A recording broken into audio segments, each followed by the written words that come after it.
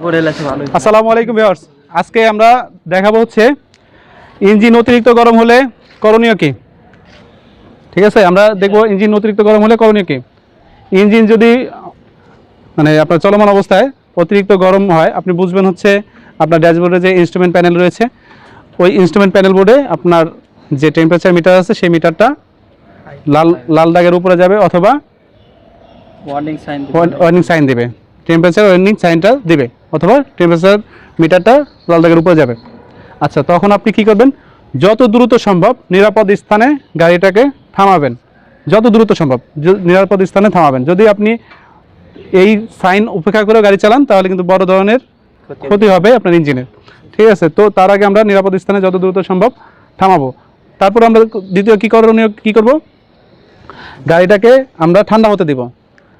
কখনোই ওই গরম ইঞ্জিনের আমাদের যে এই যে রেডিয়েটরের যে প্রেশার ক্যাপটা রয়েছে, একটু কাছে এসে দেখেন, আমাদের যে রেডিয়েটরের যে প্রেশার ক্যাপটা রয়েছে এটা কিন্তু আমাদের গরম ইঞ্জিনে কখনোই খুলবো না। আমার গাড়িটাকে প্রথমে ইঞ্জিনটাকে ঠান্ডা হতে দিতে হবে।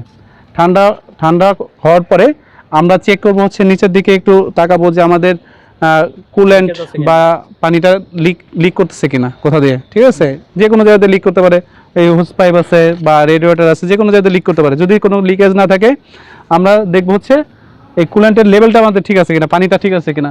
পানি এই যে আমাদের স্পেয়ার ট্যাঙ্কিতেও দেখতে পারবো, বা এটা আমাদের প্রেশার ক্যাপ যখন ঠান্ডা হওয়ার পরে প্রেশার ক্যাপ খুলে দেখবো যে আমাদের পানি আছে কিনা। যদি পানি কম থাকে তাহলে আমরা পানি দিয়ে দিব বা কুলেন্ট দিয়ে দিব। তারপরে কি করবো আমরা, যদি এইগুলো ঠিক থাকে তখন আমরা এই যে আমাদের কুলিং ফ্যান রয়েছে, এখানে দেখেন আমাদের কুলিং একটা ফ্যান রয়েছে, এই কুলিং ফ্যানটা চেক করবো। কুলিং ফ্যান বা আমাদের ডায়নামার সাথে যে ফ্যান বেল্ট রয়েছে, এই ফ্যান বেল্টটা ঠিক আছে কিনা, এই ফ্যান বেল্টটা ঠিক আছে কিনা বা কুলিং ফ্যানটা আমাদের ঠিকমতো কাজ করতেছে কিনা এটা চেক করব।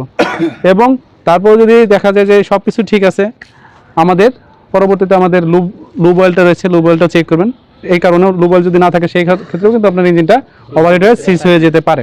আচ্ছা, তো এই সব কিছু যদি ঠিক থাকে তো তারপরে আপনি পরিমাণ মতো এইখানে পানি দিবেন, পানি টানি দিয়ে তারপর আপনি ঠান্ডা করার পরে আপনি রানিং করবেন। তারপর যদি ঘন ঘন আবারও দেখেন যে আপনার গাড়িটা ইঞ্জিন ওভারহিট হচ্ছে, তাহলে যত দ্রুত সম্ভব আপনি মেকানিকের দ্বারস্থ হবেন।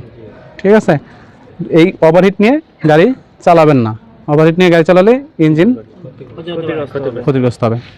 ধন্যবাদ সকলকে। আসসালামু আলাইকুম।